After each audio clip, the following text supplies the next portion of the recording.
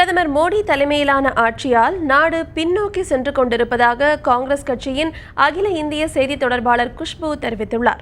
சென்னையில் இன்று செய்தியாளர்களிடம் பேசிய அவர், தமிழக காங்கிரஸ் கட்சியில் எந்தவித பிளவும் இல்லை என்றும் அனைவரும் கட்சியின் வளர்ச்சிக்காகவே பாடுபடுவதாகவும் தெரிவித்தார்.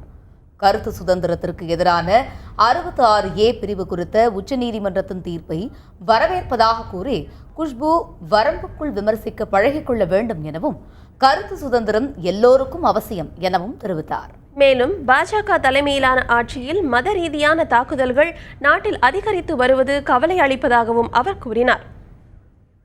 இந்தியா பொறுத்த வரைக்கும் கண்டிப்பாக மோடி அவர்கள் ஆட்சிக்கு வந்ததிலிருந்து அது எழுச்சி கிடையாது, பின்னோக்கி போயிட்டு இருக்கோம்.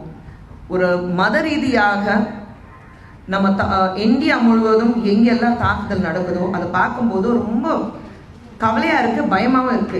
எதை நோக்கி போகுது? வெறும் கம்யூனிட்டி அண்ட் ரிலீஜியஸ் பேஸ் பண்ணி தான் இவங்க ஆட்சி நடத்திட்டு இருக்காங்க தவிர இது வரைக்கும் நாட் ஈவன் ஒன் இவங்க 10 மாசத்துக்குள்ள எங்கேயுமே மேக் இன் இந்தியா சொல்றோம். ஆனா மேக் இன் இந்தியா பொறுத்த வரைக்கும் ஒரு கம்பெனி இவங்க ஆரம்பிக்கல.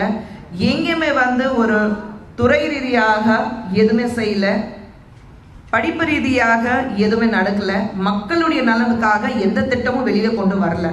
வெறும் ஆட்சிக்கு வர்றதுக்கு முன்னாடி இவங்க கொடுத்த வாக்குறுதி எல்லாம் பொய்யான வாக்குறுதினா மக்கள் தெரிஞ்சுட்டாங்க.